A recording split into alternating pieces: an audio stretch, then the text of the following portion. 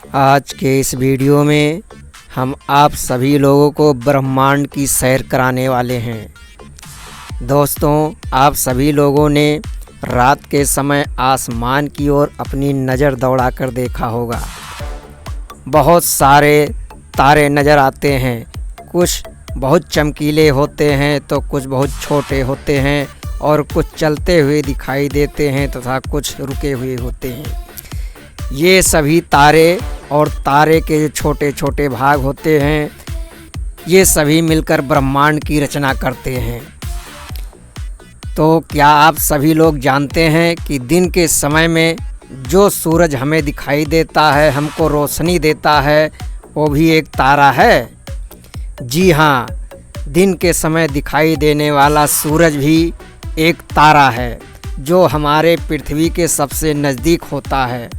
और हमारी पृथ्वी जो है उसी सूर्य के चारों ओर चक्कर लगाती रहती है।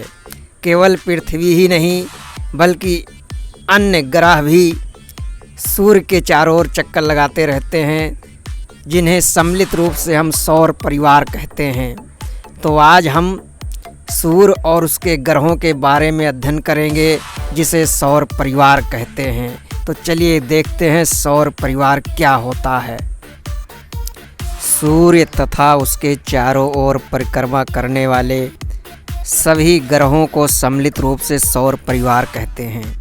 यहाँ पर आप देख रहे होंगे बीच में एक बड़ा सा चमकता हुआ गोला दिख रहा है जो पीले रंग का है। ये सूर्य है और इसके चारों ओर जो ग्रह हैं ये चक्कर लगा रहे हैं। इन्हीं ग्रहों में से आप सभी लोग एक नीले रंग का ग्रह देख रहे होंगे जो चारों ओर चक्कर लगा रहा है सूर्य की। यही हमारी पृथ्वी है। पृथ्वी पर जल की मात्रा अधिक है, लगभग 75% जल है पृथ्वी पर, इसलिए अंतरिक्ष से यह पृथ्वी नीला दिखाई देता है। सभी ग्रह सूर्य के चारों ओर अपनी अपनी कक्षाओं में गति करते रहते हैं और सूर्य की परिक्रमा करते रहते हैं, लेकिन कोई भी ग्रह किसी भी ग्रह से टकराता नहीं है, क्योंकि इनकी कक्षाएं यानी इनके मार्ग अलग अलग होते हैं। हमारे सौर परिवार में इस समय 8 ग्रह हैं, जिन्हें हम बुध, शुक्र, पृथ्वी, मंगल, बृहस्पति, शनि, अरुण, वरुण कहते हैं।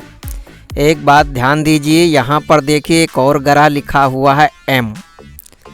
तो प्यारे दोस्तों, ये जो यम ग्रह है ये 2005 के पहले तक इसे हम यम ग्रह मानते थे, लेकिन ये ग्रह जो है गैस का एक गोला होता है, ये ठोस नहीं होता है, इसलिए इसको हम ग्रह नहीं मानते हैं। 2005 के बाद यम को हम ग्रह की श्रेणी में नहीं रखते हैं, इसलिए इस समय केवल 8 ग्रह ही सौर परिवार में माने जाते हैं, जिन्हें बुध, शुक्र, पृथ्वी, मंगल, बृहस्पति, शनि, अरुण, वरुण कहते हैं।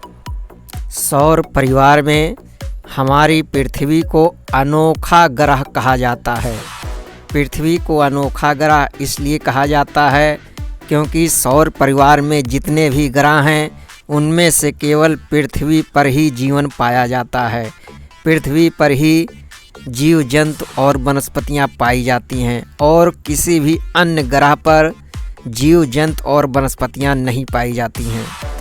हमारे पृथ्वी को नीला ग्रह भी कहा जाता है क्योंकि हमारे पृथ्वी का 3/4 भाग पानी है, यानी 75% भाग जल है पृथ्वी पर।